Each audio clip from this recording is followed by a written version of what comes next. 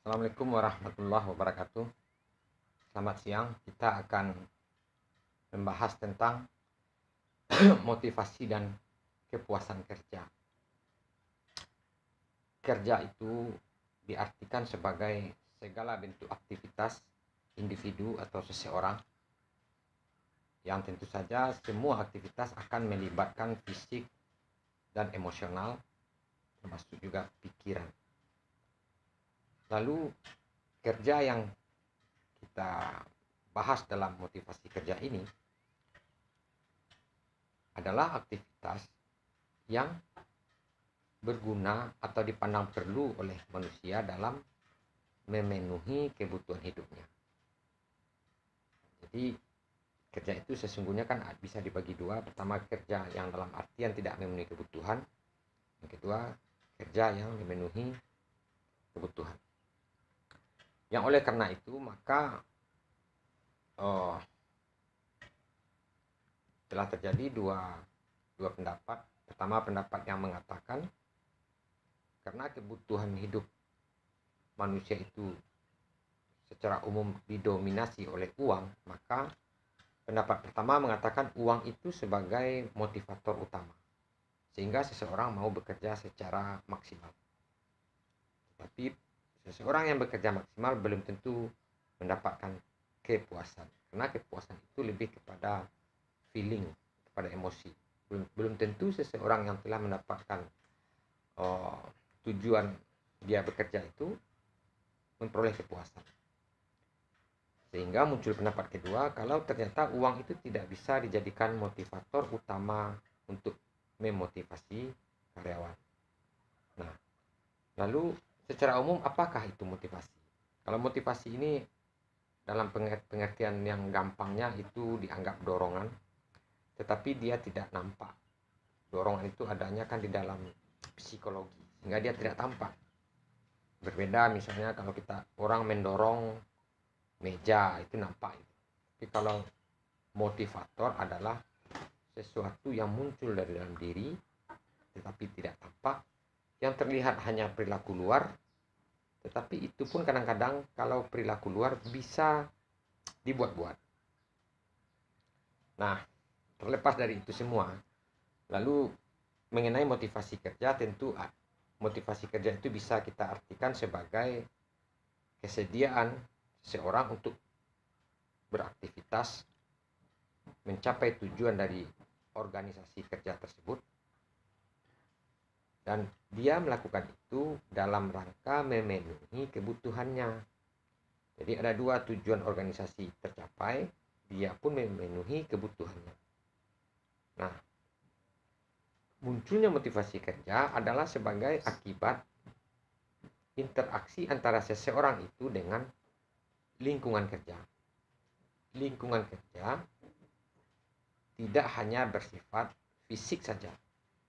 Lingkungan dengan ruangan kerja, dengan alat-alat kerja, dengan meja, dengan orang lain, dan ergonomis. Tidak hanya itu, tetapi termasuk lingkungan sosial.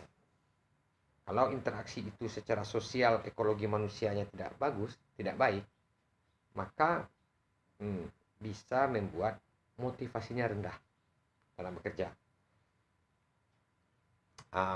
Ya begitulah kira-kira tentang gambaran motivasi di dunia kerja yang melibatkan adanya kebutuhan manusia.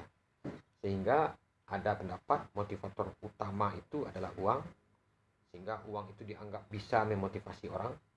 Kedua, uang tidak dapat memotivasi untuk seseorang memiliki good performance, kinerja yang baik. Belum tentu bisa, karena ada faktor-faktor lain, seperti faktor-faktor yang bersifat interpersonal, atau adanya hubungan emosional yang membuat seseorang itu merasa puas. Nah, sehingga berkembanglah teori motivasi.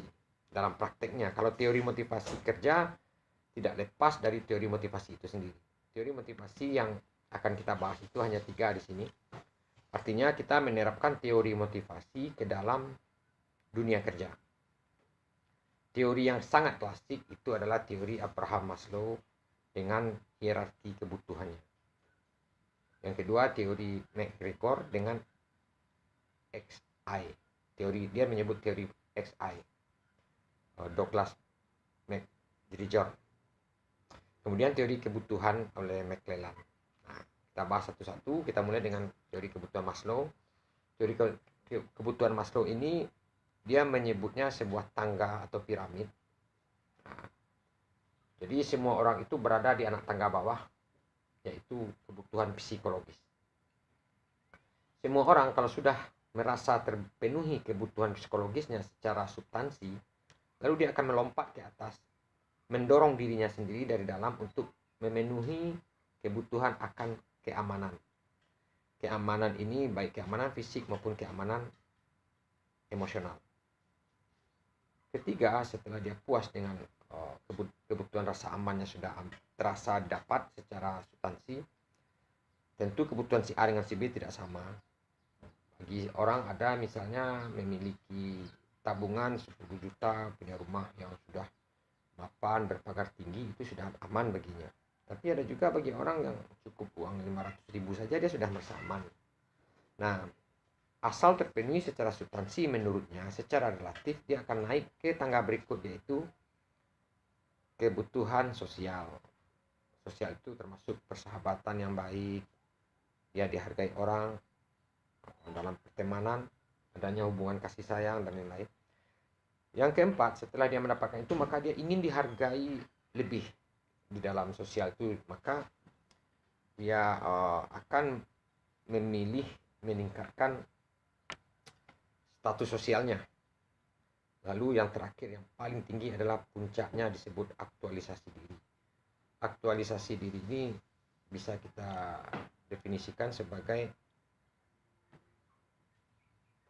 aktualisasi diri itu seseorang mampu menjadi seperti apa dia mampu menjadi. Tidak sama antara si A dan si B, si C. Ada orang yang merasa dia mampu menjadi presiden, maka teraktualisasi ketika dia telah menjadi presiden. Itu tidak sama setiap orang.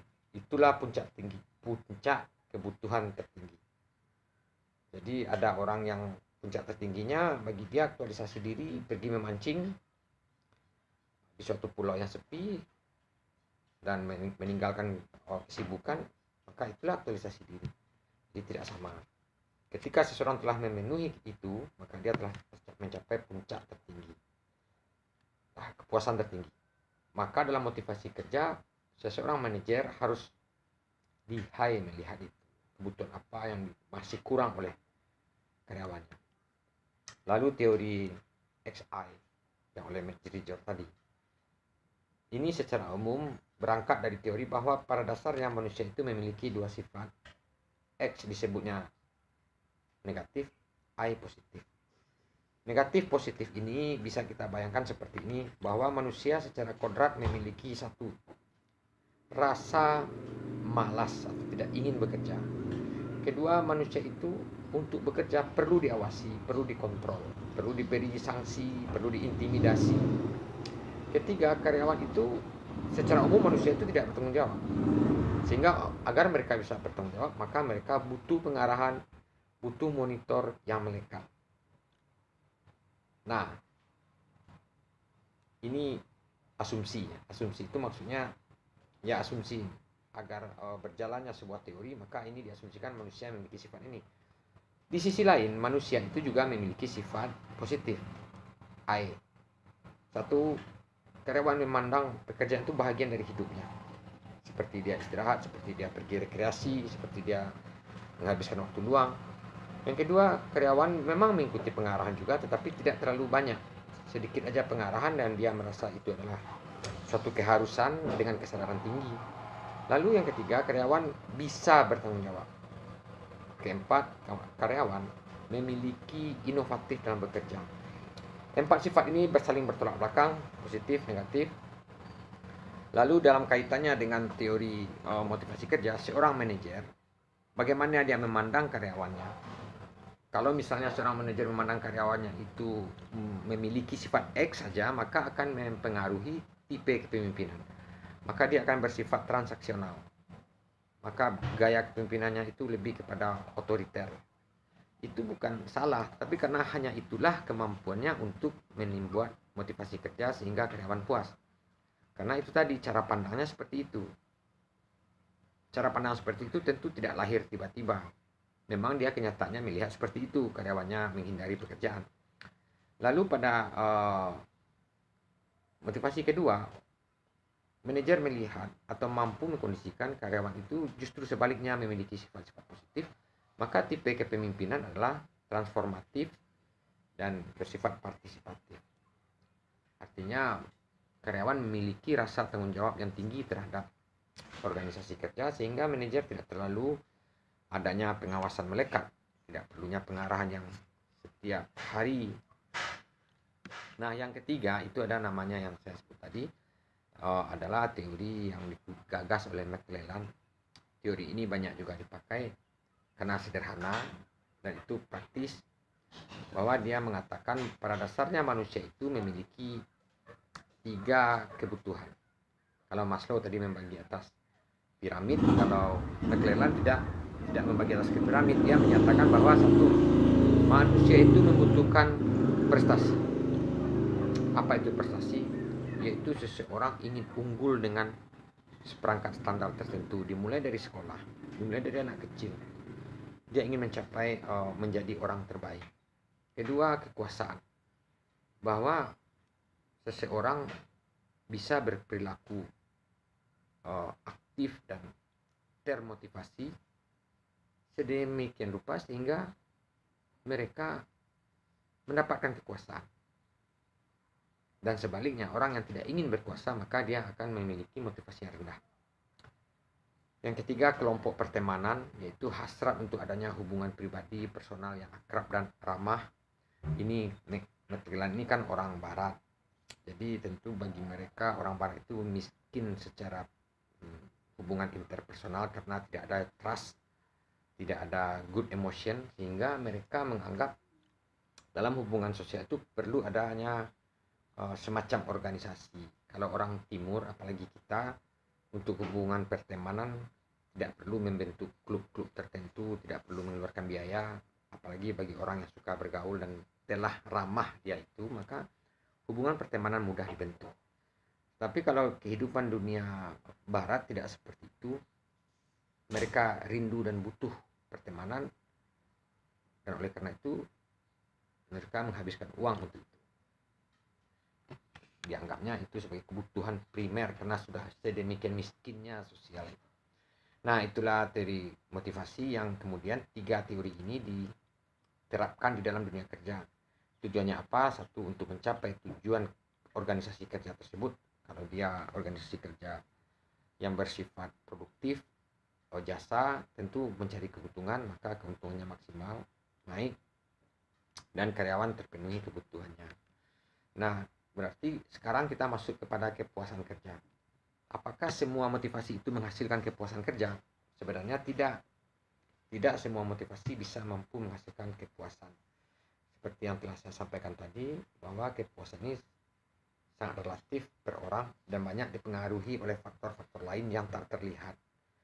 Ada invisible hand yang bekerja di situ. Ada tangan-tangan tak terlihat.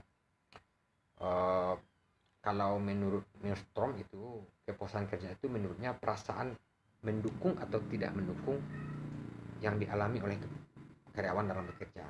Mendukung itu support, maksudnya semacam kesenangan, ketenangan, mendukunglah pokoknya sehingga dia itu bekerja dengan bahagia, puas dia dengan apa yang dia capai. Nah, jadi memang terlihat ada hubungan motivasi kerja dengan kepuasan kerja, tetapi belum tentu menjamin apabila seorang manajer telah berhasil menciptakan motivasi kerja pada karyawan, sangat mungkin juga karyawan tidak puas secara diri, karena kepuasan kerja berhubungan dengan banyak variabel. Misalnya saya contohkan seorang manajer yang telah berhasil meningkatkan reputasi perusahaannya. karena dia memakai tipe kepemimpinan transaksi. Siapa yang berhasil maka dibayar dengan gaji tinggi. Orang berlomba-lomba. Orang yang berlomba, yang berhasil mendapatkan fasilitas dan uang yang banyak, belum tentu sebenarnya dia puas dalam dunia kerja, maksudnya apabila teman-teman seprofesinya tidak mendukungnya, maka dia akan disisihkan. Nah, itu contoh suatu fenomena yang saya sebut menggagalkan teori motivasi kerja berbanding lurus dengan kepuasan. Tidak semerta-merta demikian, tetapi untuk belajar tentu secara linear kita akan memaknai bahwa motivasi kerja itu berhubungan dengan kepuasan kerja. Nah, teori-teori tentang kepuasan kerja itu ya tidak lepas juga dari teori motivasi. Itu ada misalnya teori 2 faktor, teori keadilan, teori perbandingan interpersonal. Nah, itu bisa dipelajari di literatur bahwa kepuasan kerja itu berhubungan dengan teori-teori tersebut. Misalnya faktor-faktor yang atau situasi yang dibuktikan sebagai sumber kepuasan kerja itu ya terdiri dari prestasi, pengakuan itu makanya ada piagam gitu kan, wewenang, artinya dia sekarang sudah boleh memiliki wewenang yang berhubungan dengan kekuasaan. Kalau dulu dia misalnya mengatur satu dimensi dalam perusahaan, kemudian dia bertambah tugasnya, wewenangnya ditingkatkan, maka dia akan puas. Begitu juga dengan dunia, tidak hanya di dunia perindustrian atau perusahaan bisnis, begitu juga di dunia pekerjaan. Apakah dia di ASN, awalnya dia cuma staf biasa dengan wewenang cuma di atas meja, apa yang ada di kertas itu yang dia buat, kemudian dia menjadi kepala seksi, menjadi kepala bidang, sampai kepala dinas, sampai dia kepala daerah, wewenangnya kan semakin bertambah. Nah, itu dia. Jadi termasuk promosi, semakin tinggi tanggung jawab seseorang di dunia kerja, makin senang dia rupanya. Itu kan teori ya, secara umum. Secara umum begitu. Kalau kita teori tentu kita melihat yang umum. Kalau faktor-faktor lain tuh kasus namanya. Nah, bahwa kondisi-kondisi yang tadi itu bukan berarti membuktikan kondisi sangat tidak puas. Secara umum tidak. Secara umum orang yang telah meningkatkan prestasinya dia dianggap orang itu puas. Nah, itu maksudnya. Baik, selanjutnya kita akan melihat kenapa pentingnya kepuasan kerja. Jelas itu berhubungan dengan produktivitas naik, itu tak lepas dari fungsi dari personal yang ada. Lalu kita bisa melihat kalau seseorang tidak puas dalam bekerja, ada 4 hal yang akan terjadi. Pertama, dia akan exit, keluar mencari pekerjaan baru ya, atau berwira swasta. Kedua, ada voice, bersuara itu yang diungkapkannya melalui usaha aktif dan konstruktif untuk memperbaiki kondisi. Dia mendiskusikan. Diskusi itu bisa terjadi antara dia sesama dia atau dia langsung dengan atasan. Ketiga, ini yang berbahaya, yaitu adanya pengabaian, neglect. Dia mengabaikan, dia membiarkan. Nah, itu perlunya ada kejelian seorang manajer untuk melihat bagaimana keadaan karyawannya. Nah, itu bahwa hal ini menandakan kepuasan kerja itu penting. Karena tidak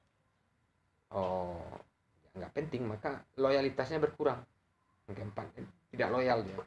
Adanya pengabaian, kemudian karyawan tidak loyal. Kalau motivasi dan kepuasan kerja itu, misalnya kita anggap variabel X, Y, secara teoritis X, Y ini berbanding lurus dengan Z. Z itu adalah kepuasan kerja. Jadi motivasi, kepuasan, seandainya X ini adalah motivasi, Y adalah kepuasan, Z adalah tujuan. Jadi X, Y, Z. X adalah motivasi diri karyawan, I adalah kepuasan karyawan, maka apabila itu terjadi, maka berbanding lurus dengan tujuan. Berbanding lurus itu maksudnya tinggi dia makin tinggi, rendah dia makin rendah. Lalu secara umum sampai hari ini penerapan teori motivasi tadi di dalam industri tidak ada yang betul-betul sahih.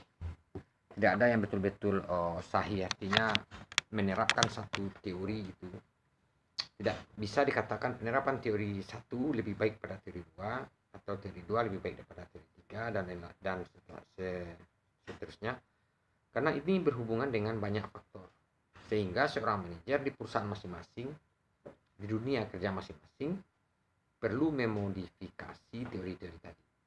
Kalau manajer yang berpengalaman tentu dia sudah bisa, dan dia sudah lama di situ, maka dia bisa melakukan modifikasi terhadap teori-teori yang berlangsung. Lalu apakah hal-hal yang menentukan kepuasan kerja? Yang saya katakan tadi, kepuasan kerja tidak serta-merta disebabkan oleh motivasi. Pertama, ada kerja yang menantang. Kalau itu tercapai, orang puas. Kedua, adanya kompensasi yang pantas. Yang ketiga, kondisi kerja yang mendukung. Keempat, rekan kerja yang mendukung. Yang kelima, kesesuaian dengan kepribadian. Kesesuaian dengan kepribadian itu maksudnya kalau dalam psikologi industri itu ada nanti namanya job analysis. Artinya analisis kerja ditentukan dengan kepribadian seseorang. Itu gunanya adalah untuk berusaha agar seseorang yang bekerja itu ujung-ujungnya dia puas apabila sesuai dengan pribadinya. Orang ini hobi IT lalu disuruh bekerja menjadi mandor di lapangan, itu kan tidak cocok. Atau orang yang suka di lapangan melihat konstruksi, melihat pemandangan dan lain-lain, menghitung transaksi, disuruh di dalam ruangan tertutup, itu juga tidak membuat dia puas, walaupun gajinya besar, walaupun motivasi tinggi, sudah diberi dia motivasi tinggi, dipasang CCTV, percayalah itu tidak akan membuatnya puas. Nah, motivasi dan kepuasan kerja berhubungan dengan tujuan pekerjaan, itulah kuncinya. Kemudian teori-teori motivasi juga sudah dipelajari dan ini bisa berkembang, hanya 3 yang saya contohkan tadi. Saya kira itu yang bisa saya sampaikan. Assalamualaikum warahmatullahi wabarakatuh.